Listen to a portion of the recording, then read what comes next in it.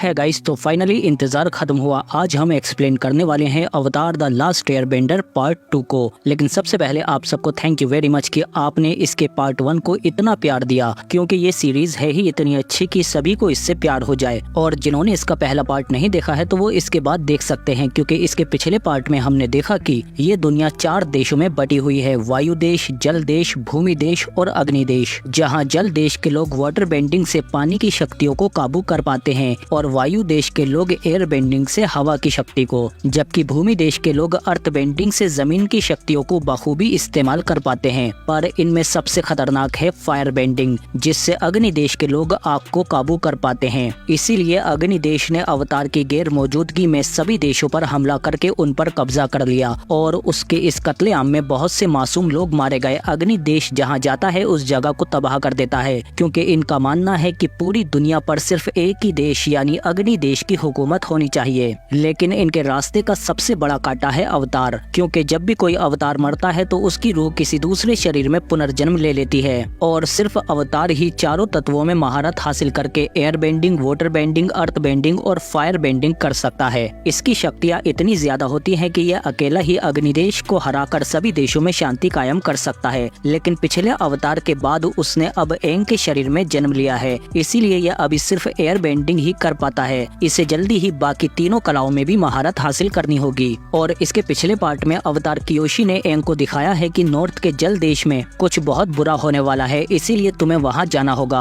पर उससे पहले अवतार कियोशी एंग के शरीर में आकर अग्निदेश की सेना को इनके रास्ते से तिनकों की तरह उड़ाकर साफ कर देती है। और अब हमें पता चलता है कि एक अवतार कितना ज्यादा ताकतवर और बेरहम हो सकता है। लेकिन पिछले 100 सालों से नॉर्थ का जल देश और भूमि देश अग्नि देश के सामने डटकर खड़े हैं, इसीलिए अभी तक अग्नि देश इन दोनों देशों पर कब्जा नहीं कर पाया है। लेकिन अब अग्नि देश के हाथ कुछ बहुत ही विनाशकारी चीज लग चुकी है, जिससे पूरी दुनिया का संतुलन बिगड़ जाएगा। इसीलिए एंग पहले भूमि देश जाता है और वहां अपने दोस्त भूमि से मिलकर उसे आने वाले खतरे के बारे में आगाह करता है कि अग्नि देश जल्दी ही हमला करने वाला है और भूमि भी अपनी अर्थ बेंडिंग का इस्तेमाल करके एंग को अवतार होने का सही मतलब बताता है कि अवतार को हर कुर्बानी और चुनौती के लिए तैयार रहना चाहिए। जिसके बाद वो एंग से कहता है कि हमारी फिक्र मत करो, तुम फौरन नॉर्थ के जल देश में जाओ, क्योंकि हम पिछले 100 सालों से अग्नि देश का सामना कर रहे हैं, पर अवतार की सबसे ज्यादा जरूरत इस वक्त जल देश में है। इसीलिए एंग जल्दी ही अपने दोस्तों के साथ नॉर्थ की तरफ रवाना हो जाता है। पर कुछ दिन बाद रास्ते में हम देखते हैं कि एंग पर अग्नि देश के सिपाहियों ने हमला कर दिया है, लेकिन एंग और कटारा अपनी शक्तियों से इन पर जवाबी हमला करके फौरन अपने उड़ने वाले भैंसे पर बैठकर यहाँ से भाग जाते हैं। और फिर एंग अपनी दोस्त कटारा से कहता है कि तुम्हारी वाटर बेंडिंग काफी अच्छी हो गई है, क्योंकि कटारा जल देश से है, इसीलिए ये पानी को काबू कर पाती है। और नॉर्थ के जल कबीले पहुंचकर ये एंग के साथ वहाँ के गुरुओं से इसमें और महारत हासिल करना चाहती है। लेकिन तभी एंग नीचे देखता है कि एक पूरा इलाका बंजर हुआ पड़ा है। इस तबाही को देखकर एंग नीचे उतरने का फैसला करता है और फिर ये नीचे आकर देखते हैं कि इस जगह पर सब कुछ तबाह हो चुका है। तभी इन्हें यहाँ एक बच्ची मिलती है, पर वो इन्हें देखकर यहाँ से भाग जाती है, इसीलिए ये तीनों उसके पीछे पीछे इनकी बस्ती में आ जाते हैं। पर ये देखते हैं कि यहाँ के लोग बहुत डरे हुए हैं। एंग इनसे पूछता है कि यहाँ क्या हुआ, जिस पर लड़की के पिता बताते हैं कि कुछ दिन पहले अग्निदेश के लोगों ने जंगल को जला दिया, क्योंकि उन्हें पहाड़ियों तक पहुँचने के लिए छोटा रास्ता चाहिए था। और उस दिन के बाद से ही यहाँ बहुत अजीब अजीब चीजें होने लगी। जानवरों ने खाना खाना छोड़ दिया और हमारी जमीन ही जहरीली हो गई। कुछ दिन पहले हमारे लोग जंगल में खाना ढूंढने के लिए गए थे, लेकिन वो अब तक वापस नहीं लौटे हैं, जिनमें मेरा बेटा भी शामिल था। यहाँ कुछ तो बहुत भयानक हो रहा है जो इस दुनिया से परे है। तभी एंग को भी एहसास हो जाता है और वो इनसे कहता है कि आपके लोग दूसरी दुनिया में फंस गए हैं, पर मैं उन्हें वापस ला सकता हूँ। और इधर हम देखते हैं कि अग्नि देश का राजकुमार ज़ुको अपने लोगों से कहता है कि हर तरफ उस अवतार को ढूंढते रहो, मुझे वो हर हाल में चाहिए। जबकि अग्नि देश में इसके पिता अपनी बेटी अजोला से कहते हैं कि आखिर तुम्हारे भाई ने अवतार को ढूंढ निकाला,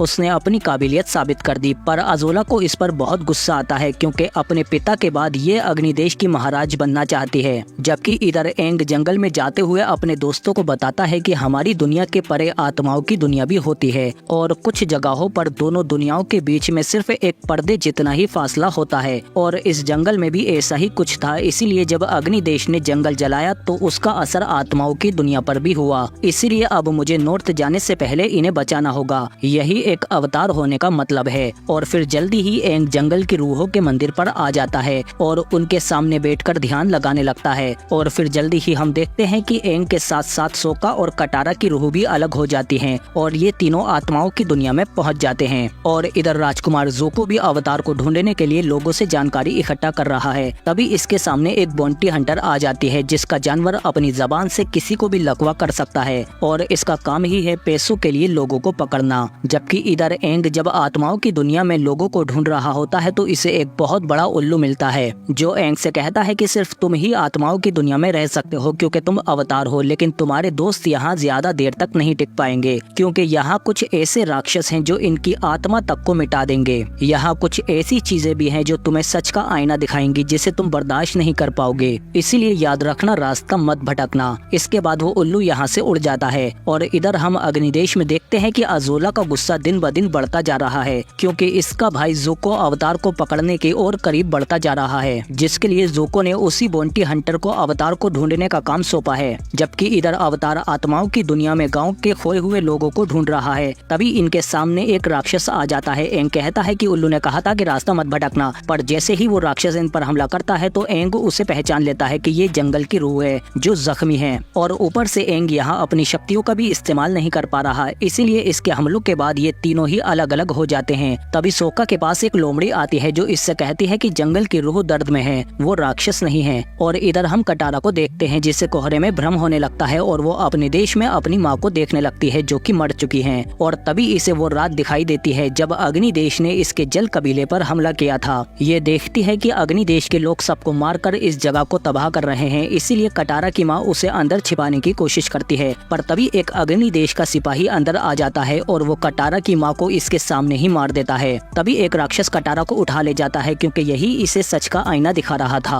और इधर सोका को भी भ्रम होना शुरू हो जाता है और वो अपने पिता को देखने लगता है जो कभी भी जंग से वापस नहीं लौट कर आए। और तभी वो राक्षस सोका को भी ले जाता है। और इसके बाद इधर हम एंग को देखते हैं और इसे भी भ्रम में अपना घर दिखने लगता है, पर एंग समझ जाता है कि ये भ्रम है। तभी वो शैतान कहता है कि तुम तो अवतार हो, इसीलिए मेरे भ्रम में नहीं आए। क्या तुम मुझे मेरी वो कीमती चीज लौटाने आए हो जो तुम्हारे पिछले अवतार रूप ने मुझसे चुराई थी? जिस पर एंग कहता है कि मैं यहाँ अपने दोस्तों को ढूंढ रहा हूँ, इसीलिए वो राक्षस इस पर हमला कर देता है। और एंग भागते भागते जब गिरता है तो इसके भ्रम में फंस ही जाता है और इसे इसके पुराने गुरु दिखने लगते हैं जो इसके बहुत अच्छे दोस्त हैं, जिनसे मिलकर एंग बहुत खुश होता है। पर तभी एंग कहता है कि आप असली नहीं हैं, मैं जानता हूँ कि ये भ्रम है। जिस पर इसके गुरु बताते हैं कि तुम्हारे दोस्त और गाँव वाले खोई हुई रूहों के कोहरे में कैद हैं जो लोगों को उनकी बुरी यादों में कैद कर देती है और वहीं पर उनका शिकार करता है चेहरे चुराने वाला शैतान जिसका नाम को है। और वो तुम्हारे दोस्तों और गांव वालों को अपनी गुफा में ले गया होगा क्योंकि वक्त आने पर वो उनकी रूहों को नोच खाएगा। जिस पर एंग कहता है कि मैं उन्हें बचाऊंगा, पर इसके गुरु कहते हैं कि उसे हराना नामुमकिन है। पिछले अवतार भी उससे लड़ चुके हैं लेकिन सिर्फ अवतार रूको ने ही उसे हराया था। जिस पर एंग कहता है कि मुझे उनसे बात करनी होगी जैसे मैंने अवतार कियोशी से की थी। जिस पर गुरुजी कहते हैं कि उसके लिए तुम्हें उनके मंदिर जाना होगा जो अग्नि देश में है। पर एंग कहता है कि मैं अपने दोस्तों को बचाने के लिए वहाँ भी जाऊंगा। और फिर जल्दी ही अवतार रूहों की दुनिया से बाहर आ जाता है, पर ये देखता है कि कटारा और सोका अभी भी आत्माओं की दुनिया में हैं। इसीलिए यह अपने उड़ने वाले बाइसन आपा से कहता है कि तुम मेरे साथ नहीं जा सकते, तुम्हें यहीं रुककर इनका ख्याल रखना होगा, मैं अग्नि देश में छिप कर जाऊंगा। और फिर इसके बाद हम देखते हैं कि एंग जल्दी ही अग्नि देश में आ जाता है। जबकि इधर राजकुमार ज़ोको देखता है कि इन लोगों ने जहाज का रास्ता बदल दिया है। जिस पर वो अपने साथियों से कहता है कि किसके कहने पर तुमने रास्ता बदला? तभी जनरल जाओ आकर कहता है कि मेरे कहने पर, क्योंकि तुम्हारे पिता ने मुझे लीडर बनाया है अवतार से जुड़े हुए सभी मसलों का। अब अवतार को मैं अपने तरीके से ढूंढूंगा। जिस पर गुस्से में ज़ोको यहाँ से चला जाता है। और फिर इधर हम देखते हैं कि अगली सुबह होते ही एंग भी अग्निदेश में अवतार रूको के मंदिर में पहुंच जाता है, पर अंदर आने पर यहाँ के सन्यासी ही इस पर हमला कर देते हैं। और एंग जब इनसे बचकर भागता है तो तभी एक शियो नाम का सन्यासी इसे छिपाकर अपने साथ खुफिया रास्ते से अवतार रूको के कमरे तक ले आता है और इससे कहता है कि मेरा मानना है कि अवतार कोई एक देश का नहीं है बल्कि पूरी दुनिया को एक करने वाली आखिरी उम्मीद की किरण है। पर अफसोस अब हमारे ऋषि मुनि भी अब अग्नि देश के राजा को ही आध्यात्मिक गुरु मानने लगे हैं। जबकि इधर जून भी अवतार का पीछा करते हुए काफी करीब आ चुकी है। और इधर एंग कहता है कि मुझे अवतार रूको से बात करनी है। जिस पर शियो कहता है कि जब तक मैं बाहर उन्हें रोकने की कोशिश करता हूँ। और फिर हम देखते हैं कि जल्दी ही एंग अवतार रूको की मूर्ति के आगे ध्यान लगाकर उनके साथ जुड़ जाता है, जबकि शियो बाहर सन्यासियों को रोक रहा होता है। और इधर अवतार रूको एंग से कहते हैं कि मैं जानता जानता था कि तुम मेरे पास सलाह लेने जरूर आओगे। तभी एंग इनसे कहता है कि मुझे आपकी मदद चाहिए। मेरे दोस्तों को कोह ने पकड़ रखा है, मुझे बताएं कि मैं उसे कैसे हरा सकता हूँ। जिस पर अवतार रूको कहते हैं कि कोह एक बहुत ताकतवर प्रेत आत्मा है, उसे हराया नहीं जा सकता, वो तुम्हारा वजूद तक मिटा सकती है। पर एंग कहता है कि आपने उसे हराया था। जिस पर ये कहते हैं कि मैंने उसे हराया नहीं था, बल्कि उसकी एक कीमती चीज उससे छीन ली थी, और वो चीज ये है चेहरों की माताओं का चिन्ह जो सभी के चेहरे बनाती है। ये कोह की माँ का चिन्ह है। एंग समझ जाता है कि कोह इसके बदले में इसके दोस्तों और बाकी गांव वालों को छोड़ सकता है। इसीलिए एंग जब वापस आता है तो इसे अवतार रूको के सामान में वो चिन्ह मिल जाता है। लेकिन जब ये बाहर आता है तो सब सन्यासियों को लकवा मार चुका था, और तभी जून का जानवर एंग को भी अपनी जबान से लकवाग्रस्त कर देता है। और जब एंग को होश आता है तो वो एक गुफा में बंधा हुआ होता है, और तभी यहाँ पर ज़ूको भी आ जाता है और जून पैसों के बदले एंग को इसे सौंप देती है।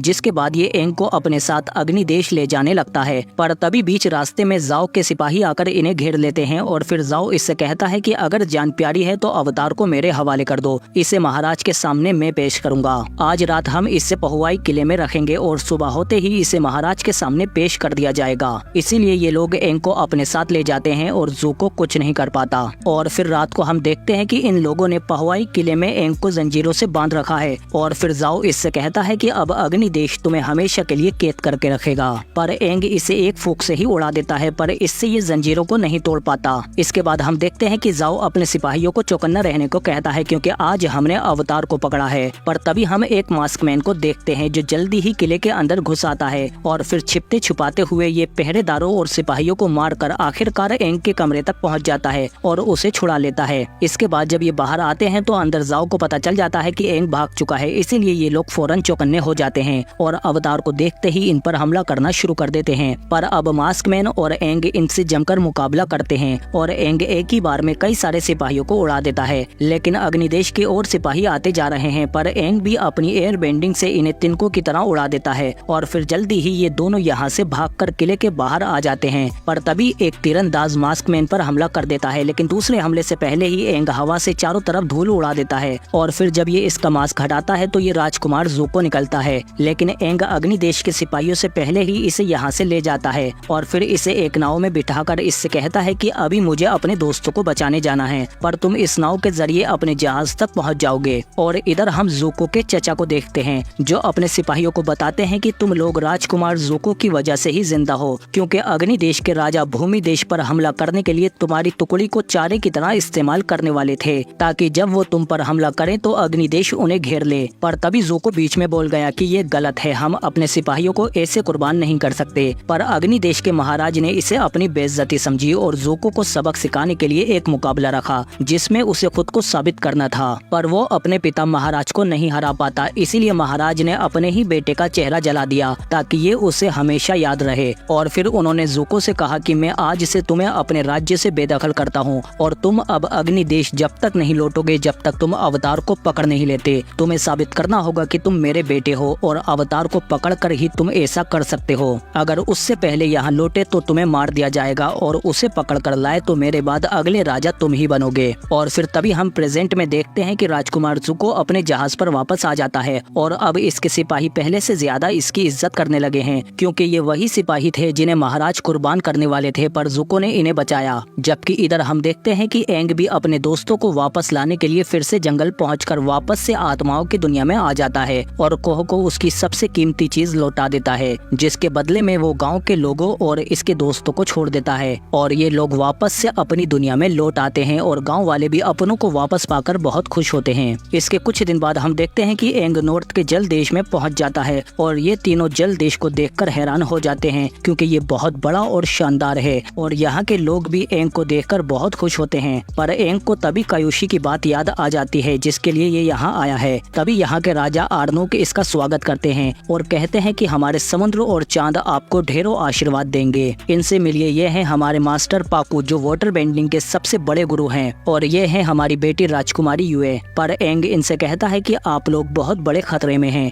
जिस पर ये लोग बताते हैं कि हमारे जासूस ने कुछ दिन पहले ही खबर भेजी है कि अग्नि देश हम पर हमला करने वाला है, पर अब अवतार हमारे साथ है जिसकी शक्ति के साथ हम उन्हें ऐसा सबक सिखाएंगे कि वो हमेशा याद रखेंगे। और इधर हम एडमिरल जाओ को देखते हैं जो कहते हैं कि अग्निदेश के महाराज ने मुझे आदेश दिया है कि मैं एक बड़ी सेना ले जाकर नॉर्थ के जल देश पर हमला करके उसे अपनी मुट्ठी में कर लूं, क्योंकि वो अवतार भी वहीं गया है। और इधर अग्निदेश में हम देखते हैं कि अज़ूला अपनी ट्रेनिंग के दौरान बहुत ज्यादा आक्रामक हो जाती है। तभी इसके पिता इसे रोक देते हैं, जिस पर अज़ूला को और ज्यादा गुस्सा आ जाता है और फिर वो अपनी असली ताकत दिखाती है, जिसे देखकर इसके पिता बहुत खुश होते हैं, क्योंकि ये अपने भाई ज़ुको से कहीं ज्यादा ताकतवर और काबिल है। और फिर अज़ूला अपने पिता से कहती है, मुझे खुद को साबित करने के लिए बाहर भेजिए, क्योंकि अज़ूला को लगता है कि सिंहासन पर सिर्फ इसका हक है, इसीलिए ये अपने भाई से नफरत करती है। और इधर जल देश में हम देखते हैं कि एंग और उसके दोस्त को शाही दावत पर बुलाया गया है, जहां मास्टर पाकू कटारा की तारीफ करते हैं कि अग्नि देश के हमलों और जुल्म के बावजूद भी तुमने वाटर बेंडिंग काफी अच्छे से सीखी, इसीलिए कल सुबह मास्टर यागुडा से मिल लेना। जबकि इधर हम सोका को देखते हैं, जो राजकुमारी युए के पीछे लट्टू बना फिर रहा है। तभी ये राजकुमारी के पास भी वैसा ही हेयर बैंड देखता है जो इसने रूहों की दुनिया में देखा था।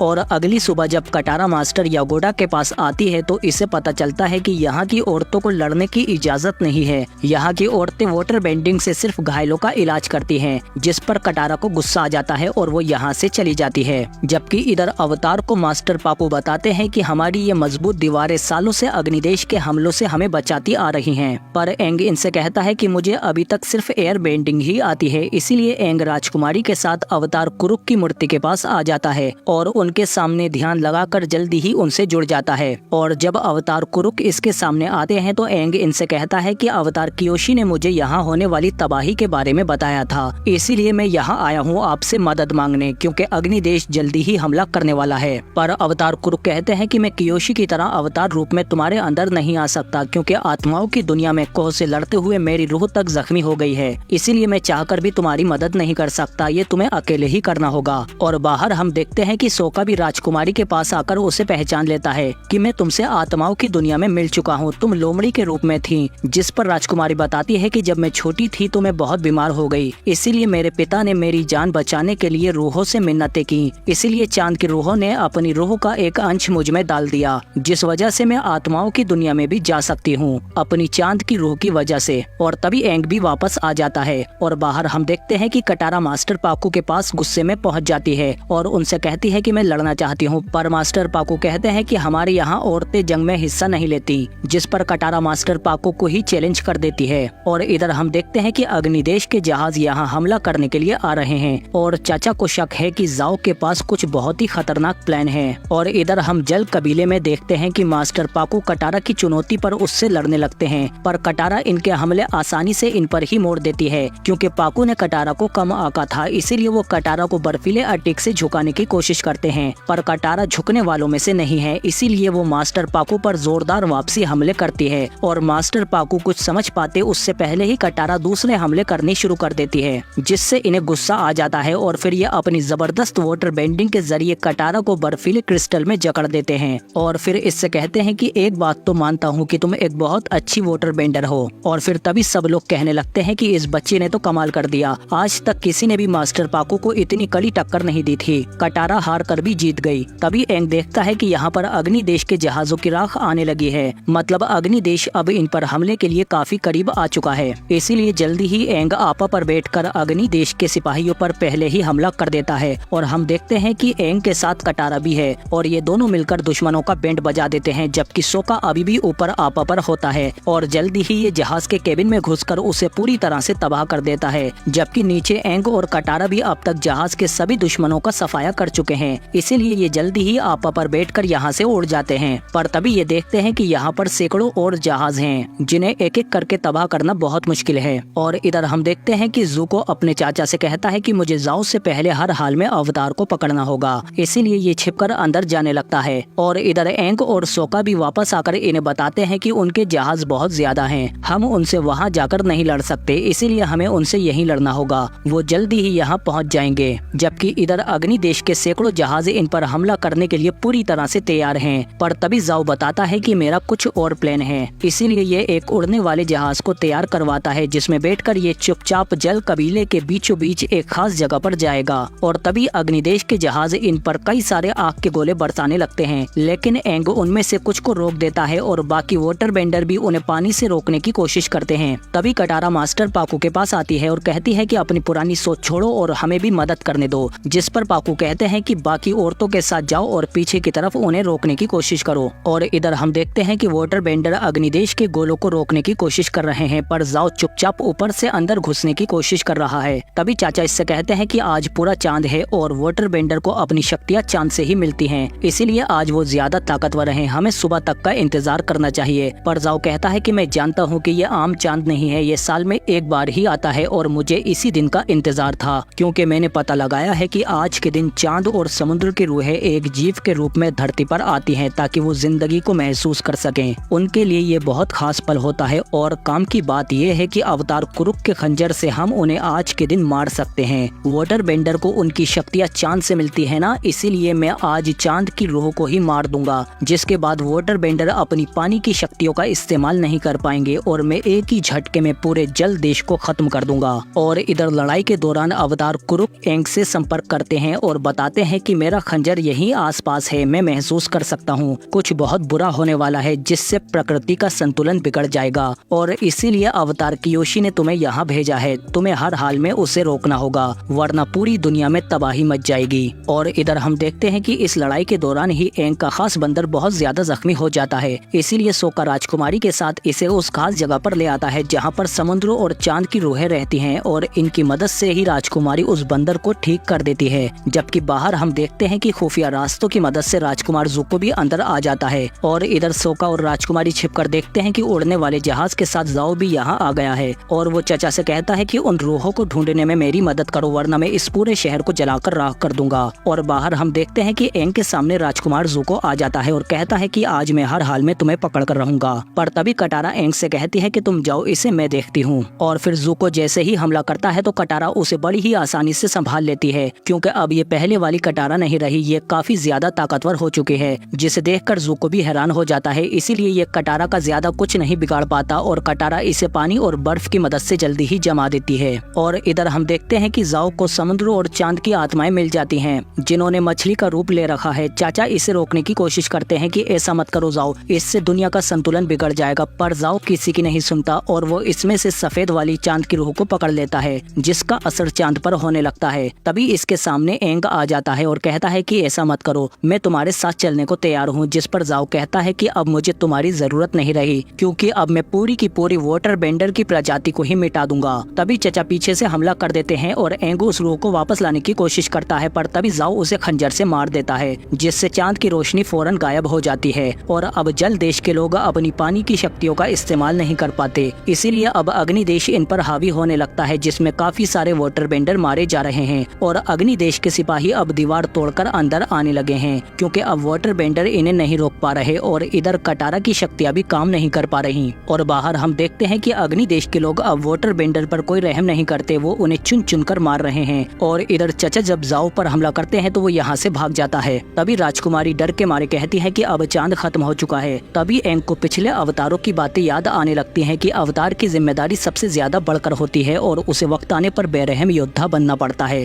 तभी एंग की शक्तियाँ जाग जाती हैं और ये कहता है कि नहीं, कुछ खत्म नहीं हुआ। और फिर ये खुद पानी के अंदर चला जाता है, जहाँ पर सिर्फ अब समुद्र की आत्मा बची है। इसीलिए एंग समुद्र की आत्मा को अपने आप को सौंप देता है और फिर हम देखते हैं कि जल्दी ही पानी में से अवतार बहुत ही खतरनाक शक्तियों के साथ बाहर निकलता है और ये एक बहुत ही बड़े विशालकाय दानव का रूप ले लेता है, जो समुद्र की आत्मा है और ये बहुत ज्यादा गुस्से में है। और अब इसके सामने है इसका दुश्मन अग्निदेश। अब कोई भी इसके गुस्से से नहीं बच पाएगा। तभी ज़ुको भी बाहर एंग को इस रूप में देखकर अपने चाचा से पूछता है कि ये क्या है, जिस पर ये बताते हैं कि ये कयामत है। और तभी अवतार की इतनी ज्यादा शक्तियाँ देखकर जल देश के लोग उसे अपना अवतार मान लेते हैं, पर अग्नि देश के लोग इस पर आग के गोले बरसाने की कोशिश करते हैं, जो सिर्फ इसे गुस्सा ही दिलाएंगे। और इधर ज़ुको भी जनरल जाओ को देख लेता है, इसीलिए गुस्से में ज़ुको उस पर हमला कर देता है, पर जाओ भी इससे लड़ने की कोशिश करता है लेकिन इसके सामने नहीं टिक पाता और ज़ुको इसे बहुत ही बुरी तरह से मारता है, क्योंकि इस दगाबाज ने इसे भी धोखा दिया है। ज़ुको इससे कहता है कि तुमने सब कुछ बर्बाद कर दिया, पर जाओ कहता है कि बेवकूफ लड़के, तुम्हें क्या लगता है कि तुम्हारे पिता तुम्हें गले लगाएंगे? ये सब उनके लिए एक खेल था, उन्होंने तुम्हारा इस्तेमाल किया तुम्हारी बहन अजूला को उकसाने के लिए। इस पूरे चक्रव्यूह में अजूला ने ही मेरी मदद की थी। तुम्हारे बाप ने तुम्हारा इस्तेमाल करके अजूला की शक्तियों को जगाकर उसे एक बेरहम योद्धा बना दिया है, क्योंकि अब वही बनेगी अग्निदेश की अगली महाराज, ना कि तुम। और यही है तुम्हारी औकात। जिस पर ज़ुको गुस्से से पागल हो जाता है और मौके का फायदा उठाकर जाओ जैसे ही हमला करता है तो चचा उसे जलाकर राख कर देते देते हैं और इस तरह जाओ मारा जाता है। और इधर हम देखते हैं कि अवतार को देखकर अग्निदेश अपनी पूरी ताकत से इस पर बहुत सारे आग के गोले बरसाता है। इन्हें लगता है कि ये इससे अवतार को हरा पाएंगे, पर तभी अवतार इनके सामने आकर इनके बड़े बड़े जहाजों को बुरी तरह से खिलौनों की तरह तोड़ने लगता है। पर ये लोग फिर भी अवतार के ऊपर आग के गोले बरसाते रहते हैं, जिससे उसे और ज्यादा गुस्सा आ जाता है और वो इनके बचे हुए जहाजों को भी तबाह कर देता है।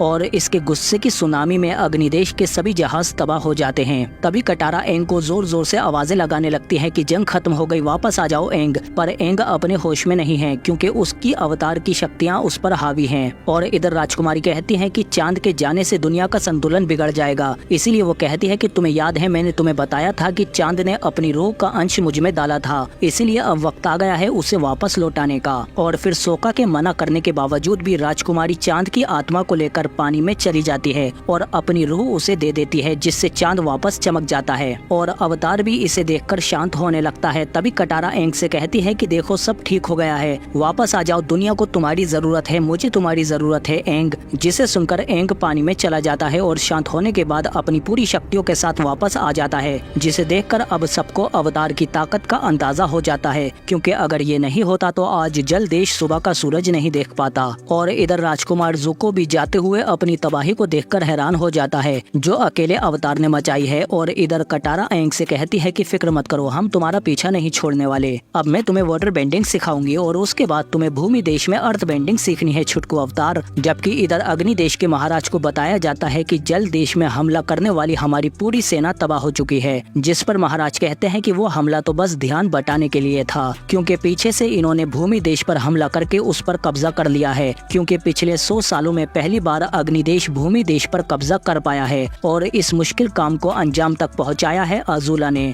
जो एक महान शासक के रूप में उभर रही है, अपने भाई से कहीं ज्यादा बेहतर और ताकतवर। अब सिर्फ बेसिंगसे पर कब्जा करने के बाद पूरे भूमि देश पर अग्नि देश का कब्जा होगा, क्योंकि ये तो बस शुरुआत है। और इसी बात पर इस वीडियो को दबाकर लाइक करो और अपने दोस्तों को भी शेयर करो। साथ ही आपको हमारी ये मेहनत कैसी लगी कमेंट करके जरूर बताएं, क्योंकि अवतार द लास्ट एयरबेंडर का सीजन 1 यहीं पर खत्म हो जाता है। इसका पार्ट 1 आपको कमेंट में या एंड स्क्रीन में मिल जाएगा और इसके सीजन 2 के आते ही मैं उसे जरूर एक्सप्लेन करूंगा। पर जब तक आप इसका पहला पार्ट देख सकते हैं, पर जाने से पहले आप हमारे चैनल को सब्सक्राइब करना ना भूलें। हम मिलते हैं आपसे अगली वीडियो में।